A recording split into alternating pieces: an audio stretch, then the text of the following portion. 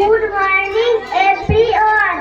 Respected principal, teachers, parents, and my dear friends. My name is Nimoy Tulsi. Today, I am very happy to speak a few words about India's Independence Day. On 15th August, we celebrate the day when our country became free from British rule. We remember and thank our brave freedom fighters who sacrificed their lives for our nation.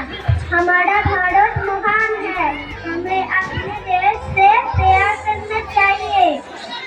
আমরা বড়দের সম্মান করব, মন দিয়ে পড়াশোনা করব এবং একজন ভালো মানুষ হয়ে দেশের নাম উজ্জ্বল করব।